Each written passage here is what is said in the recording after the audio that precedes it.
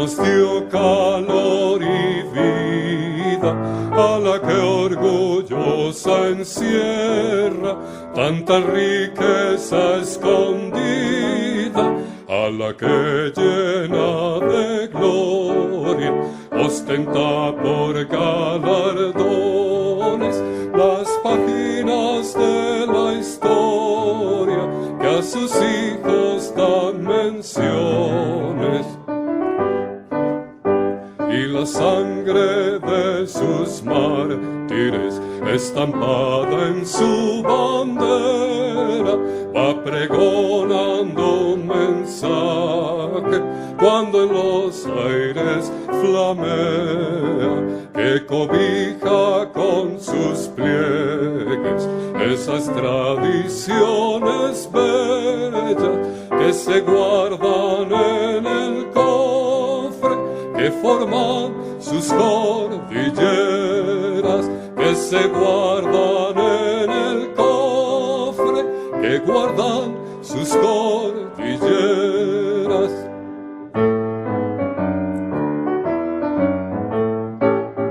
Cantemos a nuestra tierra que nos dio calor y vida, a la que orgullosa encierra tanta riqueza escondida, a la que llena de gloria ostenta por galardones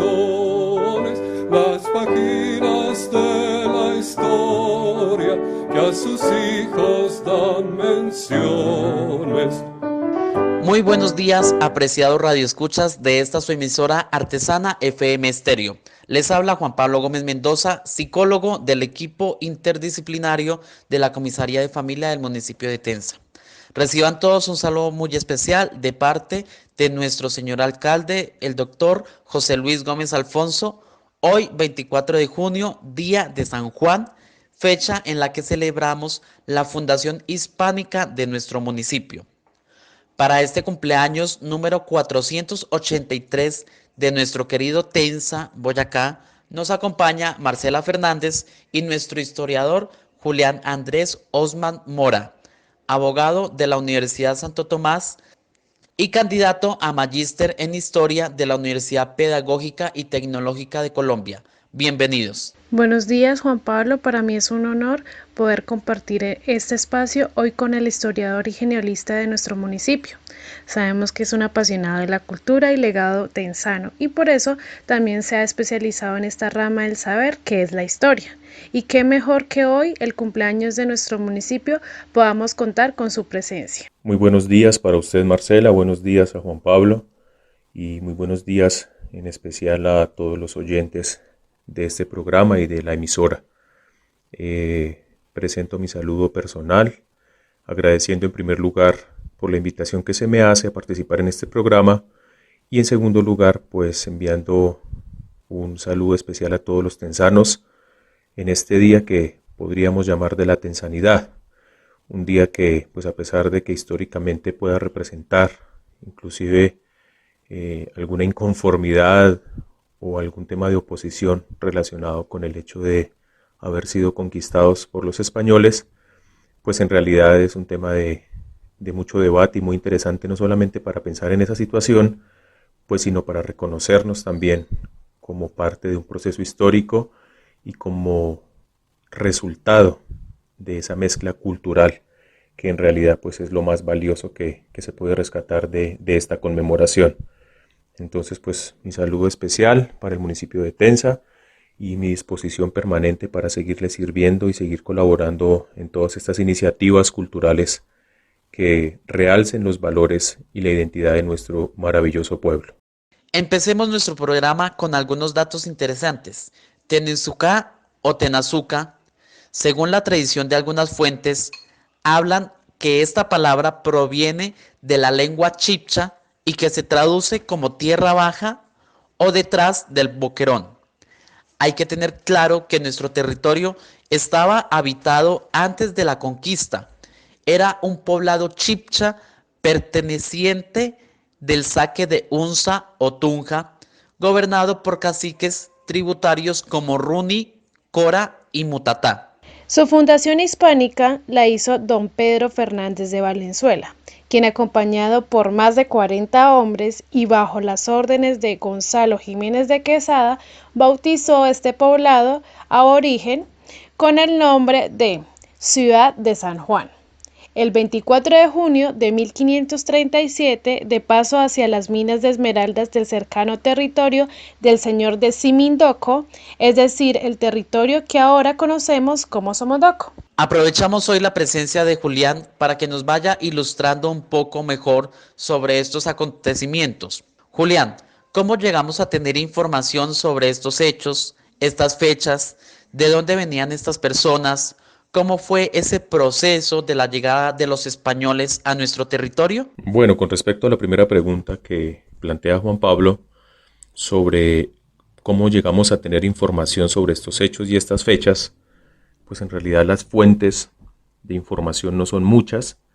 y la gran mayoría de ellas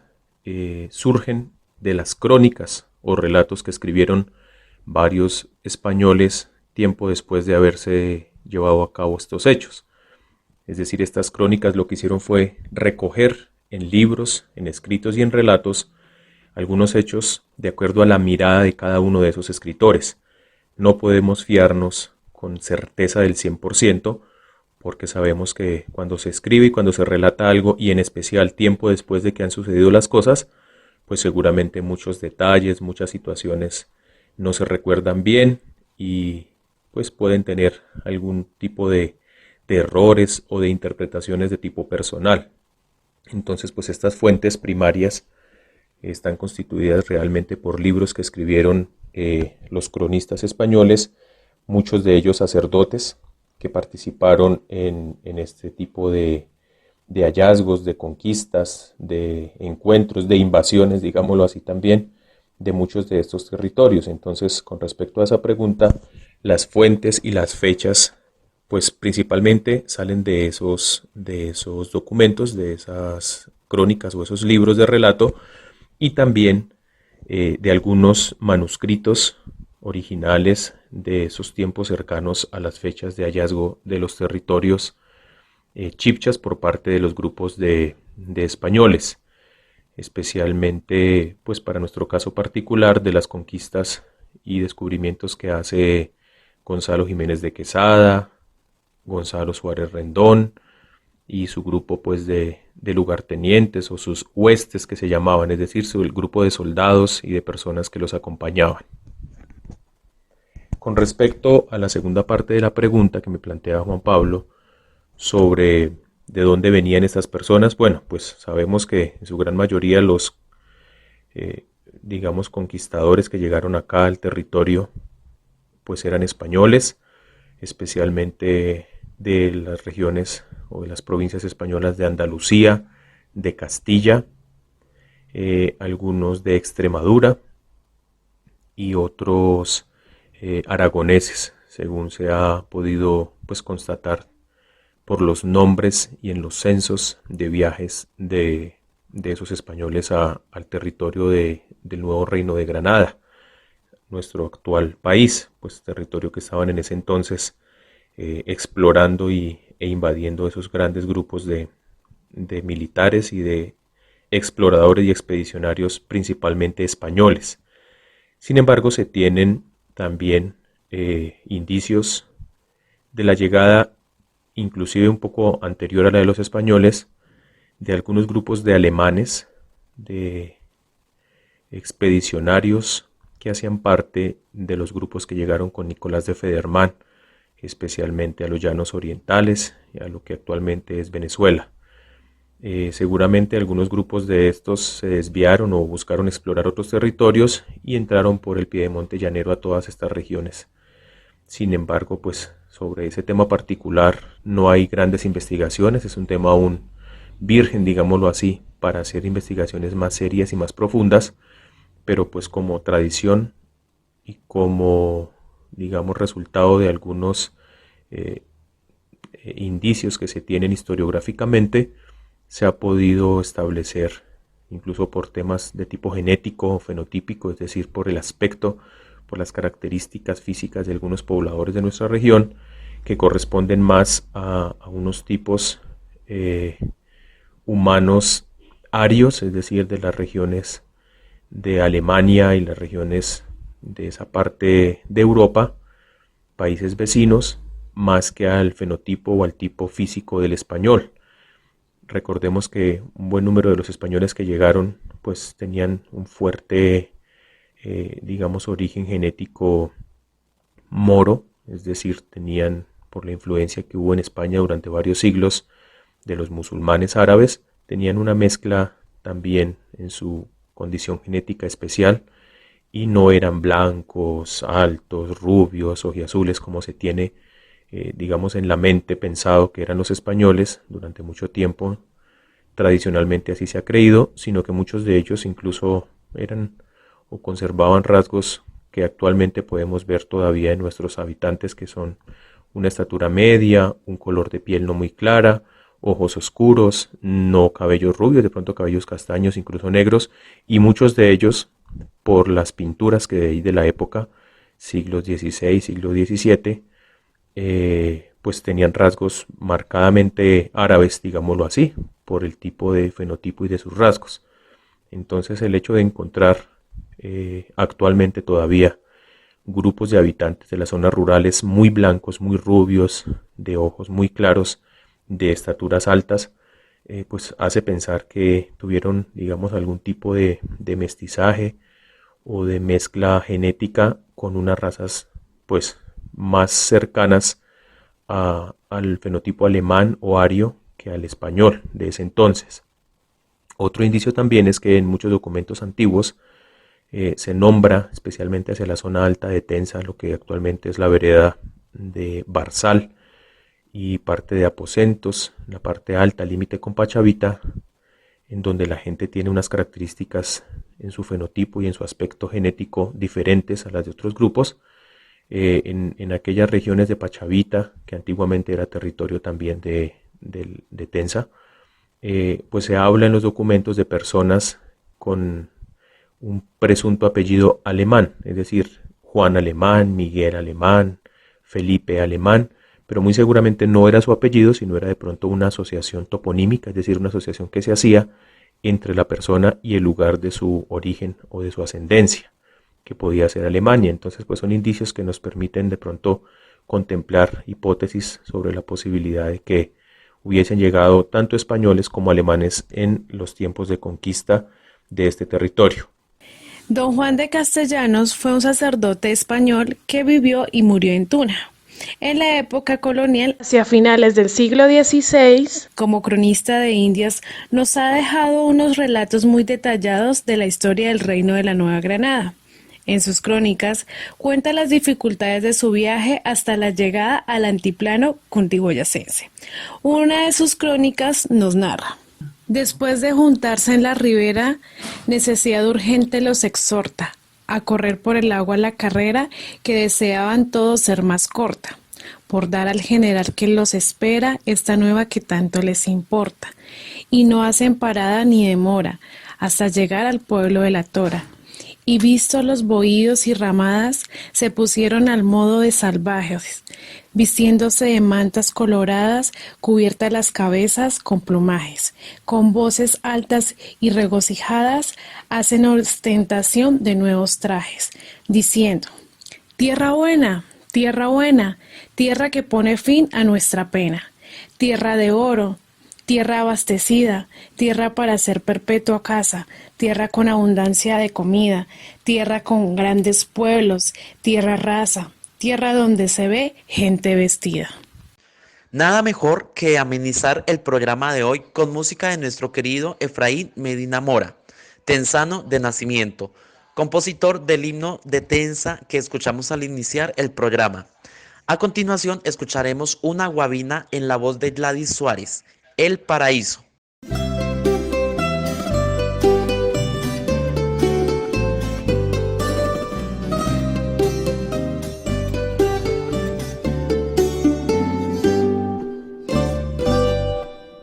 Quien conozca el paraíso no puede más que exclamar que el amor allí Dios quiso erigir un bello altar.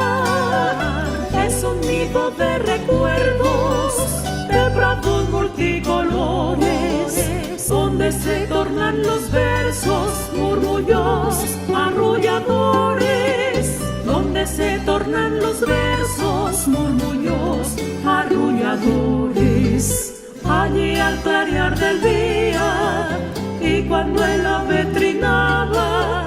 Efraín a su María sus cantares entonaba. Eran sus versos romances, salpicados de rocío,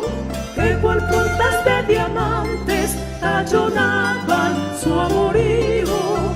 que cual puntas de diamantes tallonaban su amorío.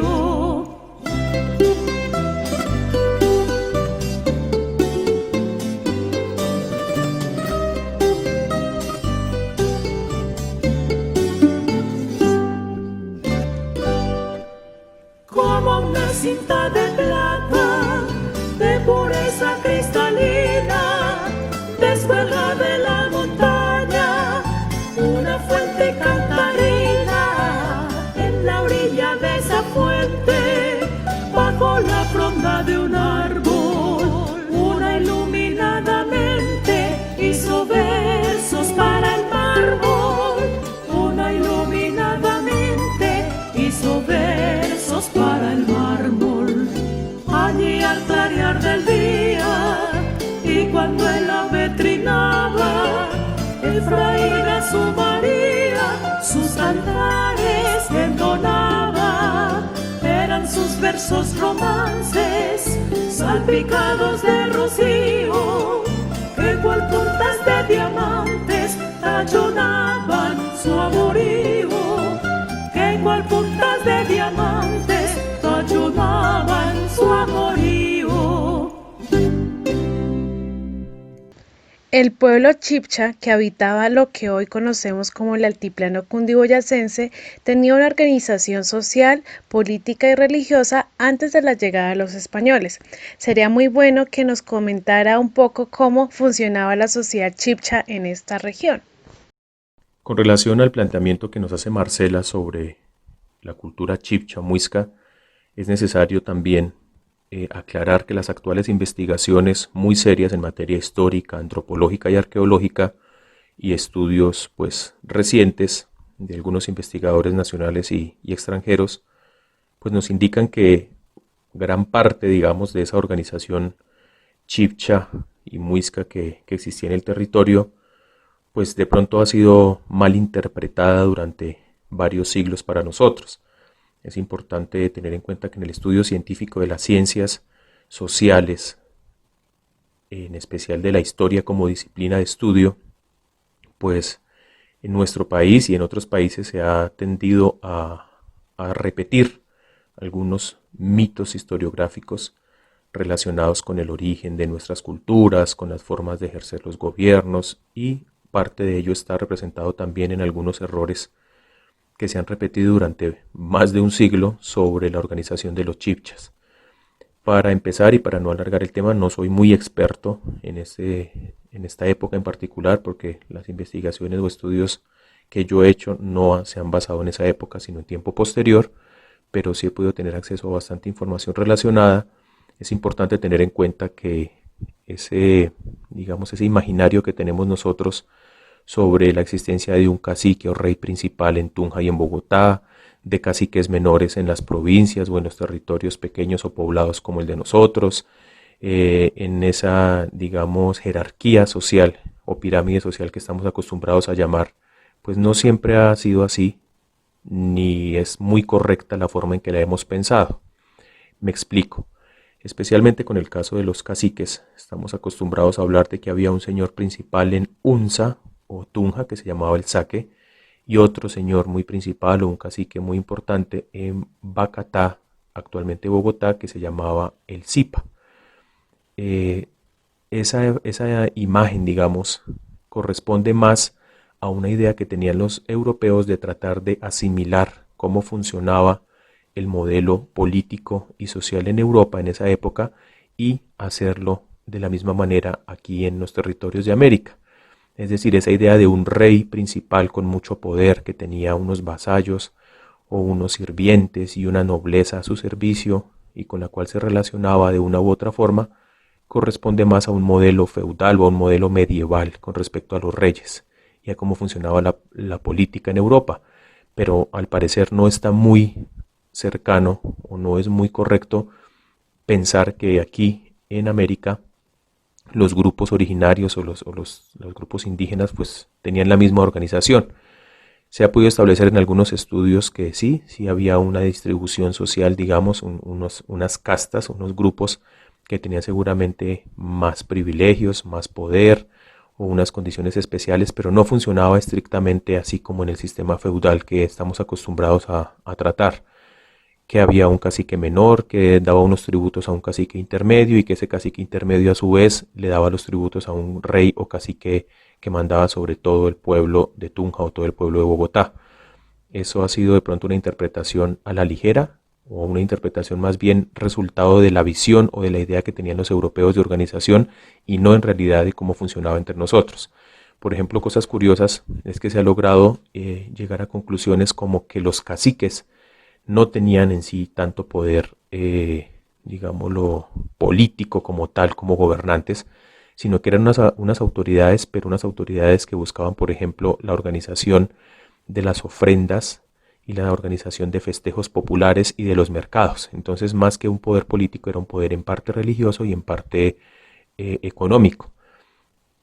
Había mercados principales, sí, y había otros mercados menores, pero digamos que este es un estudio que también se está realizando en la actualidad, porque el significado del mercado era diferente al significado de ahora. En los mercados se intercambiaban sí productos de necesidad y de consumo para sobrevivir, pero también era una oportunidad de hacer alianzas, de fortalecer clanes, de entablar algún tipo de conversaciones con otros grupos que inclusive no hablaban ni siquiera su mismo idioma. Se ha establecido también que en estos territorios el idioma chibcha tenía muchas variantes según cada uno de los grupos que lo hablaba. Entonces no todos se comunicaban en un mismo chibcha, sino que había variaciones lingüísticas que incluso dificultaban muchas veces la comunicación entre estos grupos. Por otra parte, por ejemplo, el tema de la guerra. En muchas de las ilustraciones de esas crónicas de las que hablábamos, de las crónicas de Juan de Castellanos y de otros frailes y de otros escritores españoles, se habla de las batallas o de las guerras que estaban sufriendo o viviendo los chibchas entre sí en el momento en que llegaron los españoles. Y se ilustra inclusive unas batallas muy similares a la composición y a la organización de las guerras en Europa en ese entonces. Todo eso, vuelvo y digo, corresponde más como a una imagen o a una idea que tenían los europeos y no era en realidad lo que estaba funcionando acá, porque aquí las guerras tenían un significado diferente. Las batallas no se hacían para matar, las batallas se hacían para demostrar fuerza. Por eso las armas que tenían los indígenas no eran todas armas mortales, sino eran armas contundentes que causaban lesiones, pero no necesariamente mataban. Entonces se utilizaban mazos, se utilizaban hondas, piedras, bueno, para causar algún tipo de lesión, para diezmar al otro guerrero, porque era más una competencia y una forma de entrar a ser parte de un grupo que una forma de matar o aniquilar. Digamos que la idea de muerte y de aniquilación no era la idea que guiaba los enfrentamientos entre los indígenas.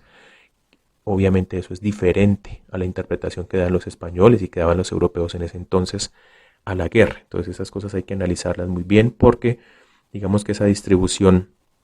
política, religiosa, social que nos han enseñado desde la escuela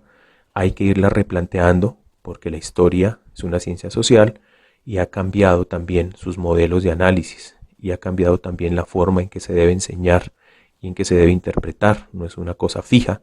sino es una, exploración y reconstrucción de unos hechos sociales del pasado que se deben ver a la luz de otros fenómenos que antes no se tenían en cuenta, como la alimentación, como el vestido, como las creencias religiosas, como muchos aspectos que antiguamente pareciera no tenían resonancia o no tenían importancia en materia política y de análisis social, pero que se ha demostrado que sí influían muchísimo y que incluso tenían más fuerza o más poder que otros aspectos que antes se tenían en cuenta en los estudios históricos. Entonces es importante abrir la posibilidad para los oyentes, para los interesados en el tema, de que hay muchas cosas por descubrir y explorar e investigar, porque las interpretaciones que se dan a estos temas pues han variado, han cambiado con el tiempo y se han abierto un panorama de de posibilidades para entender realmente cómo funcionaba socialmente y cómo se estructuraban estos grupos originarios. Por eso es importante no quedarnos con los libros de historia de hace 40 y 50 años atrás que se enseñaban en las escuelas y colegios, sino que últimamente ha habido muy buenas investigaciones con respecto a estos temas particulares que vale la pena tener en cuenta y analizar. Qué bueno conocer todo ese contexto histórico sobre la llegada de los españoles a nuestro territorio. Las grandes ciudades y muchos pueblos tienen un acta de fundación, que me lo imagino como una reunión entre los dirigentes de la época, entre ellos autoridades religiosas, señores que tenían algún tipo de poder, donde se ponían de acuerdo y decidían formar una ciudad y tributar algunos impuestos. ¿Nuestro municipio cuenta con esa acta? ¿Hubo alguna ceremonia o cómo fue esa fundación como municipio de Tenza? Con respecto a la pregunta que hace Juan Pablo sobre la fundación de Tenza, pues hasta ahora se ha podido llegar a, digamos, a encontrar que Tenza no tuvo un acta de fundación específica, como sucede con la ciudad de Tunja, como sucede con Santa Fe, con otras poblaciones del país. Este territorio fue un territorio de hallazgo o una fundación salvaje, es decir, un territorio o un poblado muisca que se encontró de paso hacia otro lugar. Como se ha hablado, los españoles se encontraban en Turmeque en ese entonces, un gran grupo de expedicionarios al mando de Gonzalo Jiménez de Quesada, y desde allí Jiménez de Quesada envía, se dice que a 40 hombres, a explorar estos territorios porque tenía indicios de otros grupos indígenas que habitaban en estas regiones, especialmente de la existencia de esmeraldas, bajo dominio del señor de Simindoco, o de un cacique o líder de esa región, que actualmente corresponde pues a los municipios de Chivor y Almeida, que en ese entonces pues era territorio bajo la jurisdicción de Somondoco. En esa búsqueda de esmeraldas, en su paso por Turmeque, pues descienden, digamos, de la parte alta y empiezan a llegar a una serie de poblados o pueblos o cercados de los muiscas. Según se dice en las crónicas de ese entonces, el principal pueblo que encontraron de paso hacia Somondoco fue el pueblo de Tenizucá o de Tenazuca. Era el pueblo de pronto más organizado, con mayor extensión y en el que vivían seguramente más personas. Ese pueblo no se encontraba, según parece, ubicado aquí donde actualmente está el casco urbano de Tenza, sino un poco más retirado hacia la región o hacia la vereda de Cora. Al parecer era más cercano a la parte baja de Cora, cerca al río, pues los indígenas obviamente buscaban las fuentes de agua más abundantes y más permanentes pues, para surtirse y no tener problemas de sequía para sus cultivos y para su consumo. Entonces, al parecer ese pueblo no estaba ubicado acá, sino en la parte más baja. Por otra parte, como decía inicialmente, no se ha encontrado prueba de que haya un acta de fundación, sino solamente las referencias de la denominación que se dio a este pueblo. Precisamente hoy, 24 de junio, pues conmemoramos el día porque ese mismo día, 24 de junio de 1537, llegó Pedro Fernández de Valenzuela, que fue el principal comisionado por Quesada para explorar esta parte de la región. Llegó con un grupo de lugartenientes que se llama, o de soldados o de expedicionarios que iban rumbo hacia Somondoco o buscaban Somondoco porque no sabían dónde estaba exactamente y encontraron este pueblo en el que al parecer lo recibieron bien y llegaron aquí el día 24 de junio de 1537. Desde entonces denominaron a este territorio, lo que actualmente es gran parte del Valle de Tenza, Ciudad de San Juan o Valle de San Juan o Territorio de San Juan. Así aparece nombrado en muchos documentos de la época y en los relatos que existen del siglo XVI y XVII sobre el hallazgo de los territorios de Tenza y de otros pueblos de la comarca. Entonces digamos que esa denominación de Ciudad de San Juan o de Valle de San Juan pues no obedeció a un acta estrictamente establecida como documento, sino más bien a una denominación que ellos dieron a ese territorio en el que habían llegado y desde ahí se empezó a llamar igual. Vale la pena también comprender el hecho de que el nombre del valle de San Juan, que después se denominó Valle de Tenza, no corresponde estrictamente a la denominación de valle que nosotros conocemos, pues que nos enseñan en el colegio, en la escuela, que es una tierra plana, que ahí tiene que tener unas características topográficas muy especiales. Esta tierra sabemos que no es plana, que es mucho más quebrada que plana en su mayoría. Entonces mucha gente dice, ¿por qué se llama el Valle de Tenza si no es plano? Entonces, pues, si nos remontamos a unos aspectos geográficos y culturales, un valle es una porción de tierra, una región de tierra que tiene un río y que está rodeada de montañas. No necesariamente tiene que ser plana. Así se ha, digamos, denominado en las antiguas fundaciones valle a muchos otros territorios similares a este en cuanto a su topografía, sin necesidad de que sean planos. Valle también es digamos, una denominación que dan los españoles a regiones o a comarcas donde había varios pueblos cercanos. Así sucede en España y así trasladaron ellos esa idea de distinción territorial o de jurisdicción a los nuevos territorios que iban hallando o descubriendo aquí en América. Entonces es una aclaración que es importante tener en cuenta para saber y para hablar sobre la existencia del Valle de Tenza o del Valle de San Juan, como se denominó originalmente. Vale la pena resaltar algunas fechas importantes para nuestro municipio. Estos datos se encuentran en obra inédita de investigación de la autoría del doctor Julián Osman Mora, que tiene por título Tenza, Vidas, Memorias y Sucesos.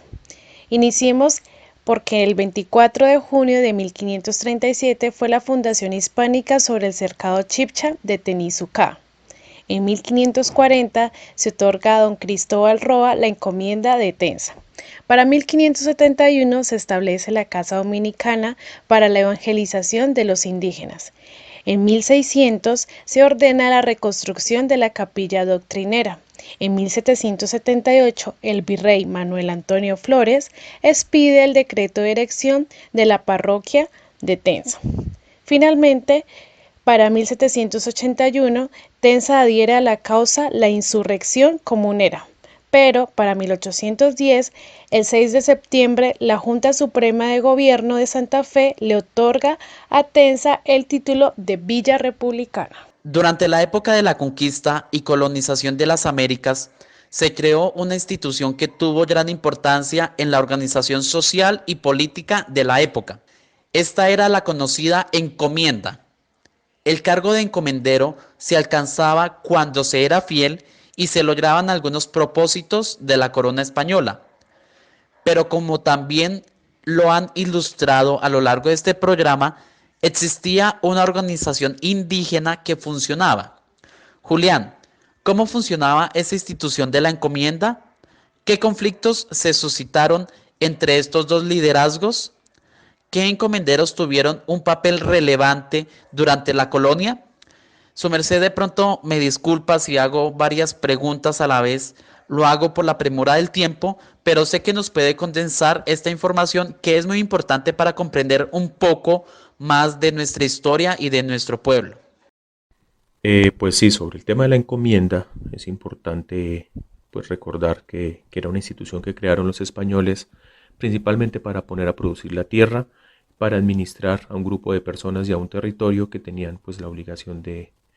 dar un tributo o un impuesto, digámoslo así, que muchas veces era económico o en especie, es decir, en productos. Entonces esas encomiendas surgieron como ese digamos, instrumento legal y jurisdiccional que encontraron y usaron los españoles para poner bajo el dominio de una persona a un grupo de personas que tenían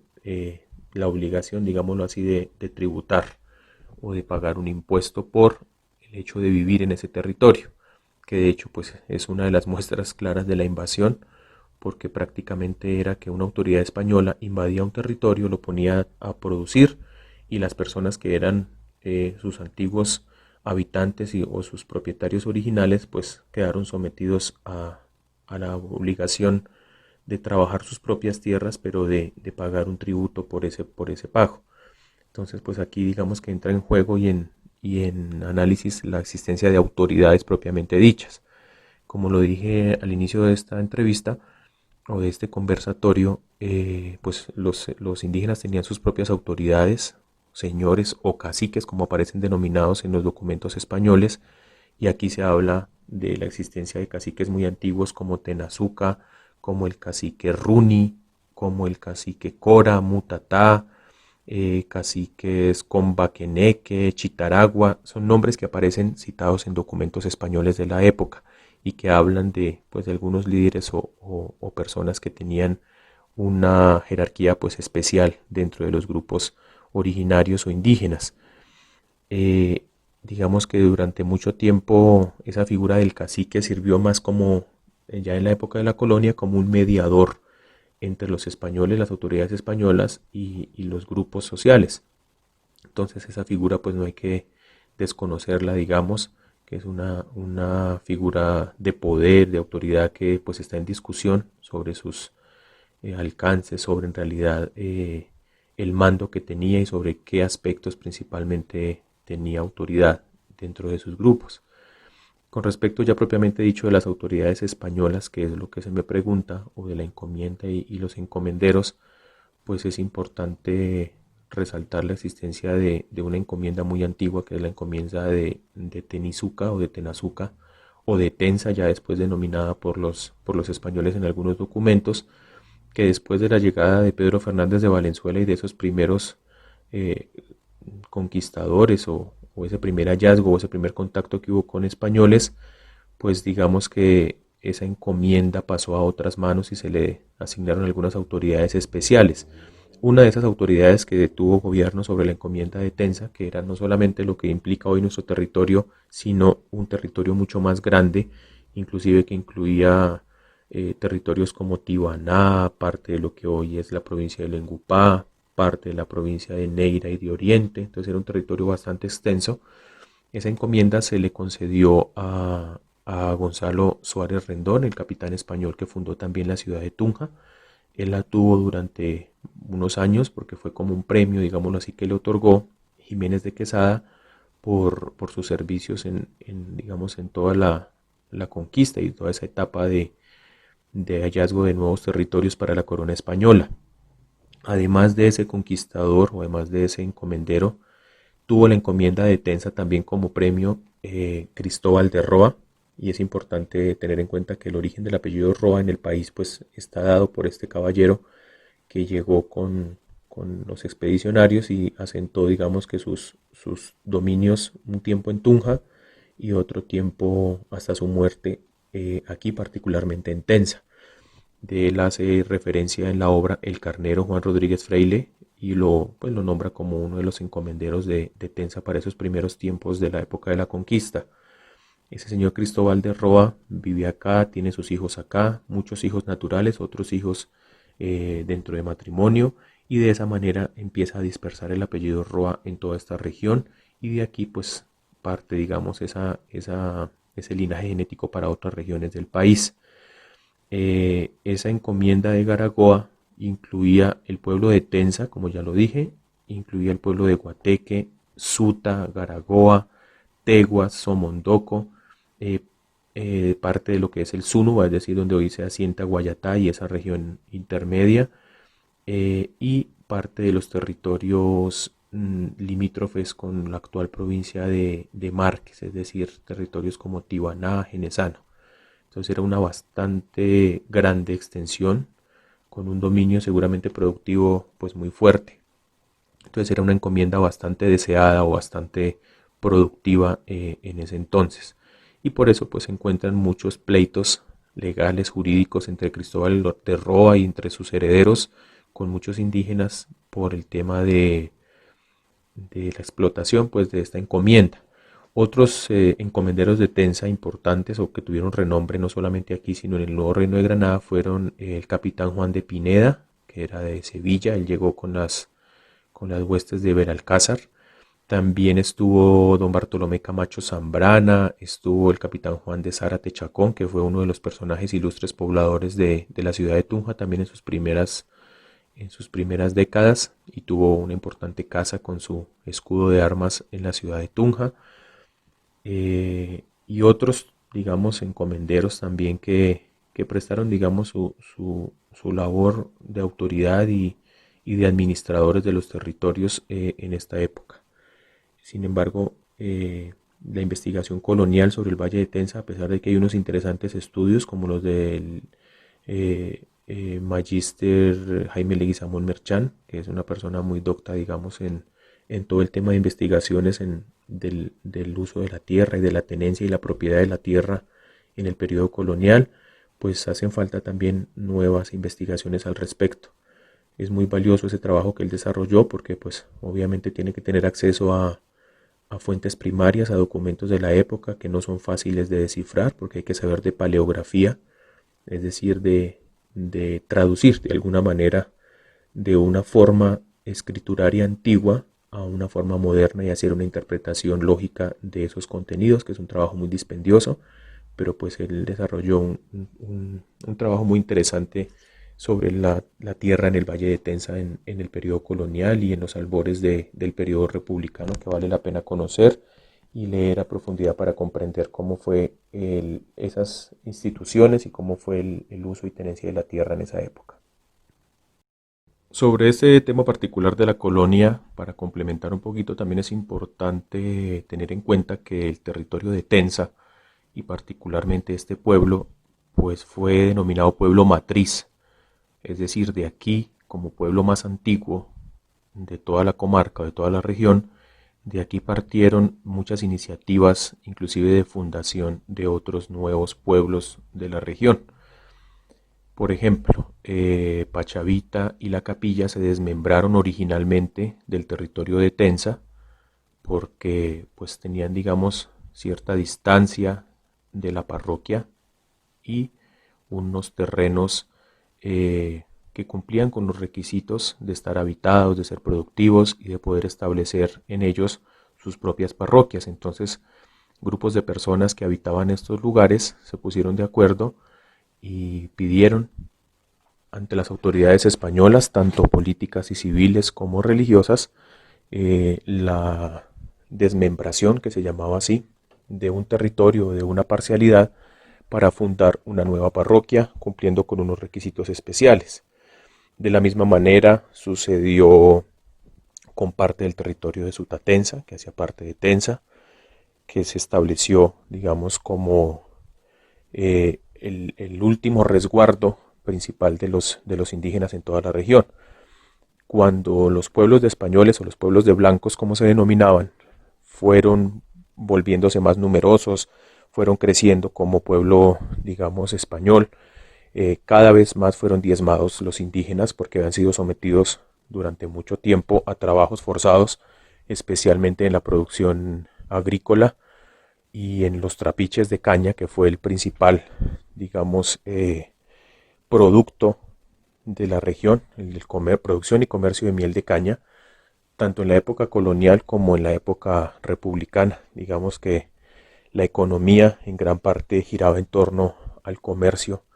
a la producción de la miel de caña en trapiches.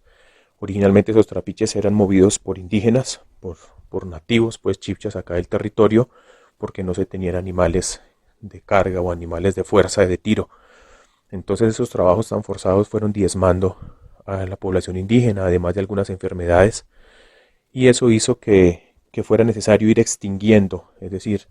ir agotando o suprimiendo los resguardos de indígenas que había en cada una de estos pueblos originales. Entonces, todos esos grupos de indígenas de la región se fueron ubicando en donde actualmente está el territorio de Sutatenza, que se denominó entonces como pueblo de indios, así lo llamaron los españoles en ese entonces, porque allí acumularon o concentraron a la mayor cantidad de indígenas de los otros resguardos de los otros pueblos. Y las parroquias de españoles pues empezaron a tomar fuerza.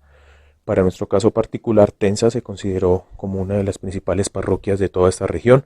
De hecho, le da el nombre desde el comienzo, pues de la época de la conquista y de la colonia, le da el nombre a toda la comarca como Valle de Tenza. Y de acá, pues digamos que partieron muchas de las iniciativas administrativas de todo el territorio de la conquista española. Particularmente fue cabecera de partido, es decir, era como el centro o epicentro del poder, de donde emanaban algunas directrices sobre la administración política y económica de los territorios de esta región. Entonces esa parte es importante tenerla en cuenta, el predominio, la importancia de Tenza como pueblo colonial, como pueblo de blancos, así aparece en los archivos parroquiales y en los registros de parroquias, como pueblo o parroquia de blancos. En 1778 Tenza obtiene el título oficial de erección parroquial. Esto le daba como un carácter y una jurisdicción oficialmente reconocida por las autoridades españolas, y permitía que pues, el virrey y el arzobispo autorizaran oficialmente la existencia de una parroquia. A pesar de que se sabe que Tenza ya estaba organizado como pueblo urbano desde tiempo anterior a esta fecha de 1778, hasta esa época digamos que se hacen los trámites legales para tal. Se permite ya un trazado, una distribución de calles, de solares o de manzanas, de acuerdo al trazado de cuadrícula, que era el trazado utilizado por los españoles para sus poblaciones principalmente, y tiene un reconocimiento, digamos, oficial, documental como parroquia de Tenza. Digamos que por eso nosotros aquí en Tenza hemos tomado también como fecha de la erección parroquial o como fecha de la existencia oficial del pueblo como ente territorial, digámoslo así, de la época, esa de la erección parroquial de 1778, documento que se encuentra resguardado en el archivo parroquial, el documento original, y pues que hace parte obviamente del acervo documental de las investigaciones relacionadas con este periodo en Tenza. Queridos oyentes, nuestro municipio también participó durante la época de independencia y la república. Entre 1817 y 1819, en la época de la reconquista española y la campaña libertadora, varios mártires tenzanos ofrendaron su vida en el caldazo por la libertad de la patria, ejecutados entre otros por el teniente coronel español Carlos Tolra. En esta extensa nómina patriótica figuran los nombres de 46 heroínas, héroes y mártires, siendo Tenza el pueblo boyacense que más vidas brindó a la causa libertadora. Para 1821, el 7 de febrero, el libertador Simón Bolívar visita Tenza, recibe un homenaje público, agradece sus servicios a algunos patriotas tenzanos, asiste al baile organizado en su honor por la señora Joaquina de Ramírez y se hospeda en la casa del señor cura. Finalmente, entre 1862 y 1866 se promulgan constituciones políticas para el distrito de Tenza. De esta época, los tenzanos recordamos con gran aprecio, gracias a la tradición oral, la participación de 4 valerosas mujeres que fueron fusiladas por ser colaboradoras de la causa libertadora: María de los Ángeles Ávila, Juana Ramírez, Salomé Buitrago y Genoveva Sarmiento, a quienes honramos con un obelisco levantado en el centro de nuestro parque principal. Existe mucha información que ha recopilado, pero yo quisiera que nos contara sobre algunos hechos importantes durante esta época. Bueno, ¿qué puedo decir? Dar respuesta a esta pregunta de manera concreta y breve, pues no es muy fácil, porque es un tema bastante extenso y con muchos matices, digámoslo así. Pero de manera concreta es importante tener en cuenta que en este periodo de la independencia, o periodo de la emancipación más bien, en el que, digamos, empieza a tenerse conciencia de alguna manera de la importancia de la autonomía representativa, republicana, de la democracia como forma de establecer una representación ciudadana y un gobierno, pues Tenza tiene mucho que ver en los procesos históricos, no solamente de la provincia de Tunja en ese entonces, sino del país en general. Entre 1817 y 1819, luego de los primeros, sucesos de la Primera República, mal llamada Patria Boba, pues que se empiezan a consolidar alianzas internas, se promulgan constituciones, actas de independencia, y hay un ambiente general de ánimo republicano, es decir, de terminar con la obediencia ciega a la monarquía y el autorreconocimiento de los pueblos como soberanos. Es decir, se pasaba de desconocer la soberanía del rey como máxima autoridad política, incluso investida de un poder religioso dado por Dios, a entender que el pueblo era soberano, que podía darse sus propias leyes y constituciones y que era autónomo y tenía el ciudadano la posibilidad de decidir sobre su propio gobierno y sus destinos. Eso fue una ruptura impresionante en la mentalidad de los pueblos, que consideraban desde siglos atrás que el rey era una figura casi que divina. Entonces eso hizo que cambiara la mentalidad, que cambiara la forma de interpretar la realidad de los pueblos. Y Tenza pues participó de todos estos procesos inicialmente con un grupo de mujeres y hombres que fueron agitadores políticos, que prestaron servicios como correo, como espías, que traficaron con armas, que fueron constituyendo grupos de rebeldes, que se unieron a algunos grupos de rebeldes que estuvieron en la región, como los hermanos Almeida o la guerrilla de los hermanos Almeida, que tuvo gran importancia en estos hechos históricos de la época del terror. Se llama así, época del terror, porque fue la época en que los españoles, después de la Primera República, que habían sido de alguna manera eliminados del poder, pues retomaron o quisieron retomar el poder de sus colonias o de sus dominios aquí y volver a restituir sus instituciones. Ya la gente no aceptó este tipo de gobierno, ya desconoció la figura del rey, como dije anteriormente, la soberanía que tenía, y entonces hubo un enfrentamiento en el que los españoles en realidad pues excedieron en el derramamiento de sangre, es decir, lo que se llama reconquista, que se supone que es como un allanamiento, que se supone que es como una forma de reconsiderar las cosas, de hacer las paces, de volver, digamos, a tener buenas relaciones, fue una carnicería en realidad, y ese exceso de sangre y ese exceso de poder y de fuerza hizo que en vez de menguarse, digamos, la idea de libertad o de independencia de las poblaciones, pues por el contrario tomara más fuerza. Y así fue como este territorio participó decisivamente en ser un medio, por su ubicación geográfica, un medio de contacto entre las guerrillas que se estaban organizando en Casanare y las noticias que llegaban tanto de Santa Fe como de Tunja. Entonces fue un paso obligado acá, digámoslo así, para comunicar con territorios del Engupá y del Piedemonte Llanero, que era donde se estaban organizando grupos de rebeldes, o las famosas guerrillas de Casanare, que fueron muy significativas posteriormente en la campaña libertadora. Luego de esa época del terror, se organizaron acá, digamos, ya hacia el final de esa época del terror, después de que se había fusilado a María de los Ángeles Ávila, a Salomé Buitrago, a las heroínas y a varios héroes, y mucha gente anónima que no figura en los libros ni en los documentos. También en la campaña libertadora liderada por Santander y otros oficiales, especialmente el libertador Bolívar, Anzoátegui, Sublet y otro gran número de oficiales y de militares, tanto granadinos como venezolanos, inclusive legiones extranjeras, francesas y británicas, que vinieron a ayudar en ese proceso, que fueron contratadas para ayudar en ese tema. Pues los tensanos también se unieron a esos grupos de rebeldes, pelearon las principales batallas en Boyacá, en Pichincha, en Ayacucho, en las batallas significativas pues de la independencia americana, no solamente aquí en nuestro territorio, sino en los actuales Ecuador, Perú, Bolivia. Entonces es importante tener en cuenta que los tensanos se han destacado siempre por su valor, por su valentía,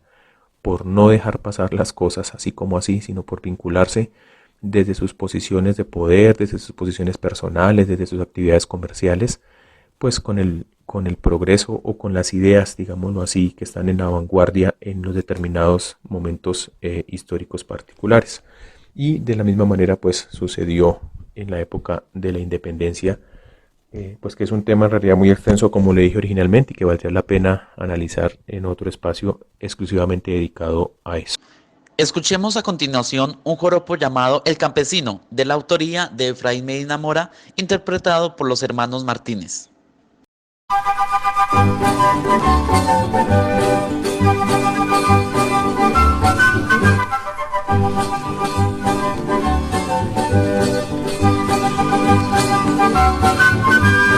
Soy un puro campesino que trabajo en la llanura, voy arriendo mi ganado con mi jaca y mi montura, y ando por el sol quemado trabajando mi sustento, salineando mi ganado yo la paso muy contento.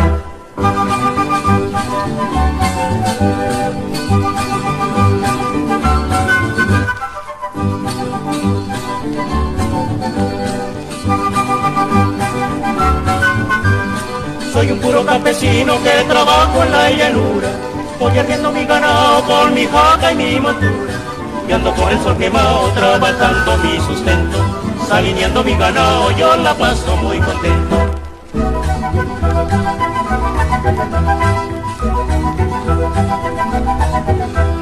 Corre, corre potranquita, que los llanos son muy grandes, corre, corre potranquita, a rodear los animales. Corre, corre potranquita, dupliquemos los jornales y te prometo llevar a gozar los carnavales.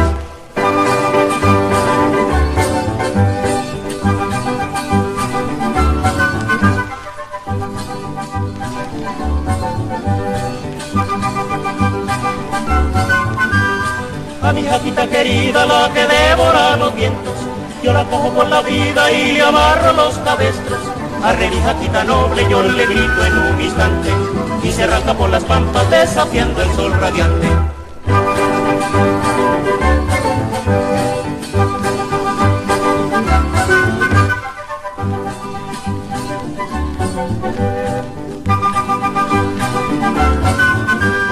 A mi jaquita querida, la que devora los vientos, yo la cojo por la vida y le amarro los cabestros. Arre mi jaquita noble, yo le grito en un instante, y se arranca por las pampas desafiando el sol radiante.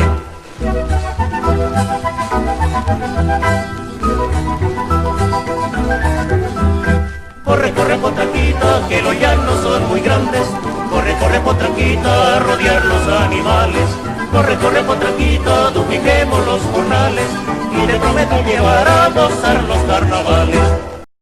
Finalizando el siglo XIX y durante el siglo XX, también tenemos algunos acontecimientos que son considerados históricos para nuestro municipio.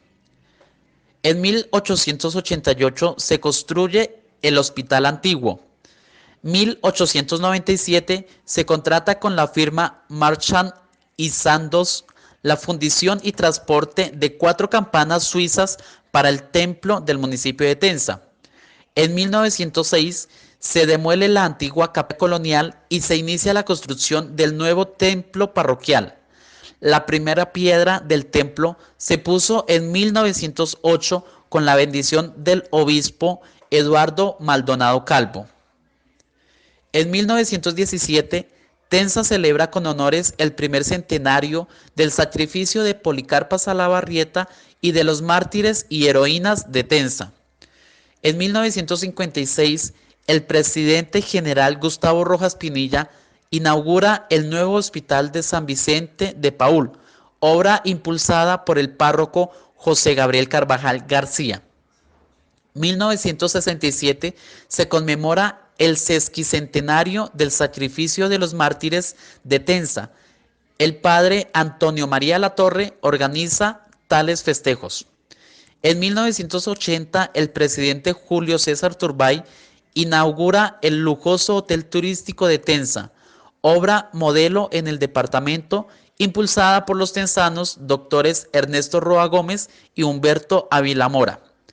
En 1983, Tenza es declarada en el concurso departamental como el pueblo más lindo de Boyacá.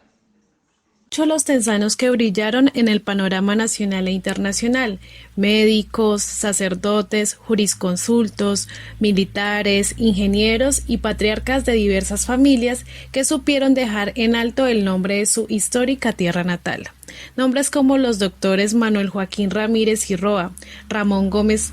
Bohórquez, el reconocido Sapo Gómez, Josué y Dustano Gómez Mora, Cayetano Bohórquez, Eladio Gómez Alfonso, Guillermo Salamanca Camacho, Ernesto Roa Gómez y Alberto Roa Fernández, por nombrar algunos de ellos.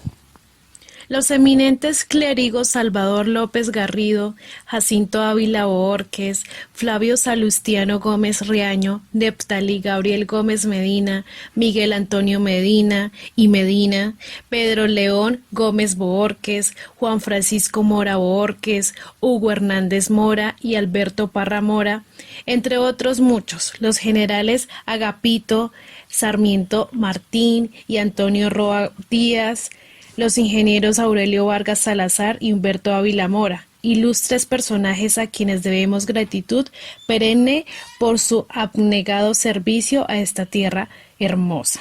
Son estos los valores que debemos rescatar, es esta historia y tradición la que debemos reconocer y difundir, y es este patrimonio único e invaluable el que debemos preservar para futuras generaciones. Doctor Julián, muchas gracias por su presencia en este programa. En realidad nos deleitamos con tan clara y sustentada exposición, fruto de su entrega y juicioso estudio de nuestra historia. Para ya ir finalizando, ¿qué mensaje o qué reflexión nos deja en este cumpleaños de nuestra querida Villa Republicana de Tenza? La historia de nuestro territorio y de nuestro pueblo es muy interesante, es muy extensa. Además de los hechos que ustedes han relatado y de lo que hemos estado hablando y del reconocimiento de esas personas, pues mi concepto en realidad y mi mensaje, ya como recapitulando todo este tema, es que la historia de Tenza está por escribirse. Han sido pocos los esfuerzos, muy significativos, pero pocos los que se han hecho para enaltecer nuestros valores. Valga la pena recordar una primera monografía de los años 20, escrita por la señorita Ana Rosa Salamanca, que era docente en ese entonces acá, maestra, y escribió el primer intento de monografía que se conoce sobre Tenza. También el maestro José María Zamora Montenegro, que era de Tenza, que fue el maestro de primeras letras del presidente Olaya Herrera en Guateque, escribió una historia, una recopilación de historias sobre Tenza, que desafortunadamente no sobrevive hasta el momento, no se ha podido encontrar de ninguna manera. Posteriormente, el padre Noé Antonio Salamanca Medina escribe una monografía también como resultado de sus estudios, de sus investigaciones, de los documentos que encontró y que poseía, muy interesante para entender un poquito de manera didáctica, especialmente para los estudiantes escolares, cómo ha sido, digamos, el proceso histórico de Tenza, cómo ha sido en general a grandes rasgos la historia, las anécdotas, las tradiciones de este pueblo. Y una obra que todavía no ha salido a la luz, que es inédita, que ha sido como objeto también de mis investigaciones y de la memoria, más que investigaciones, de la memoria histórica local, de los viejos, como se dice, de las personas mayores que relatan cosas, que tienen versiones y que vale la pena no dejarlas perder. Sin embargo, pues mi invitación, además de felicitarlos a ustedes por estas iniciativas, a la administración municipal, a la Asociación Cultural Chinguaya, mi llamado es a que las personas despierten el amor por Tenza, que no es un pueblo más en el que vivimos, que no es un pueblo cualquiera como otro en el que pudiéramos estar habitando o desarrollando nuestras actividades, sino que es una tierra que es nuestra, que es una tierra histórica, que es una tierra con unos valores sociales, unos valores ambientales, unos valores culturales muy importantes que no podemos dejar perder. Nuestra artesanía, que nos distingue a nivel nacional e internacional, que no se puede perder porque una persona mayor se pierda, es decir, las técnicas, los conocimientos, los saberes deben transmitirse a otras generaciones, y es un llamado de atención a los jóvenes que a veces de pronto dedican su tiempo a cosas con menos importancia, menos valor, y se dejan de atrás las tradiciones y las costumbres familiares que aprendieron sus padres, que aprendieron sus abuelos y que hacen parte de la identidad no solo de una familia, sino de todo un territorio. Entonces mi llamado es a eso, a volver a las tradiciones, a no dejar perder esos conocimientos, y a que todos aquellos que estén interesados en el tema investiguen, consulten, sean inquietos, y se exalte el municipio de Tenza como una villa importante en la época de independencia, como un pueblo que tiene unas tradiciones y un sentido de pertenencia que lo hace sobresalir sobre otros, no solamente en la región y en el departamento, sino a nivel nacional e incluso internacional, y que pues sea este momento un momento propicio para reflexionar sobre eso, ya que estamos hablando de nuestras tradiciones, de nuestra historia, de nuestra cultura local. Pues pensemos todos en nuestros aportes a esa cultura local y en el futuro que nos espera, si no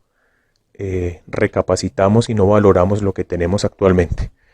Esa sería mi reflexión final. Invitarlos a todos a seguir adelante cuidándonos en esta situación, a ser solidarios, a ser conscientes de la necesidad que otros pueden tener, a seguir contribuyendo en la medida de lo posible a cumplir de manera responsable con las normas de aislamiento y con los protocolos que se nos piden, porque estamos cuidando de nuestra salud y nuestra vida y la de nuestra familia. No es por darle gusto a una autoridad o no es por darle gusto a fulano o a sutano, sino pensemos en que estamos cuidándonos nosotros. Y si hay que retomar la vida como la teníamos antes, pues hay que hacerlo de manera muy responsable para evitar problemas y catástrofes. Muchísimas gracias a todos y espero pues que estos espacios culturales se sigan repitiendo. Y feliz cumpleaños a Tensa y feliz cumpleaños para todos los que nos sentimos orgullosos de haber nacido o de estar vinculados, como en mi caso particular, desde hace muchos años con esta tierra privilegiada y maravillosa. Muchísimas gracias. Hacer memoria también es hacer patria y conocer nuestra historia debe llevarnos a seguir defendiendo los valores de servicio y entrega para nuestra comunidad. En nombre de la Administración Municipal, agradezco su presencia en este espacio. Nos alegra contar con profesionales como usted en nuestro municipio, defensores de nuestra historia y tradiciones. Así es gratificante cuando se cuenta con la experticia y de una manera tan didáctica repasamos las páginas de nuestra historia con el ánimo de aprender y seguir creciendo como tensanos y como comunidad. Muchas gracias, doctor Julián, por sus reflexiones y comentarios. De verdad que esperamos contar con su presencia en futuras emisiones de este programa. Agradezco a todos los oyentes por su amable sintonía. Nos vemos el próximo viernes aquí en Artesana FM Estéreo. Hasta pronto. Bueno, nuevamente ya para despedirme, agradecer nuevamente a todas las personas involucradas en estas actividades, a la emisora, a la Asociación Cultural Chinguaya, a la Administración Municipal y a todas aquellas tensanas y tensanos que les gusta la historia, que les gusta la cultura local, que han trabajado y que seguirán trabajando por defender estos valores patrimoniales que son tan importantes y que nos identifican como una tierra diferente, como unas personas diferentes, como una comunidad que tiene un arraigo y que tiene un amor por su tierra y que asimismo pues lo vamos a demostrar trabajando unidos por sacar adelante cada vez más a este municipio, olvidándonos de rencores, de disputas, de diferencias de opinión, porque en realidad somos una sola comunidad, somos solo un pueblo y es necesario estar unidos en todos los procesos, en todos los trabajos y en todas las iniciativas que busquen el beneficio de la comunidad. Muchísimas gracias y muy buen día. Agradecemos a todas las personas que nos escucharon en este especial dedicado a nuestro municipio en su cumpleaños número 483. Agradecemos a nuestro alcalde por querer resaltar esta fecha que no debe pasar desapercibida. A nuestro párroco, el padre Ricardo Lache, también por la procesión de anoche y su intervención de hoy. A todos los compañeros de la administración municipal, a la Asociación Cultural Chinguaya, en cabeza del maestro Marco Antonio Roa, y a la señora Gloria Chávez por vincularse también en el especial de este día. Y a todos los tensanos y tensanas que con sus manos y el sudor de sus frentes hacen de esta tierra un mejor lugar para vivir. Que tengan un feliz día. Tensa unida, progreso de todos.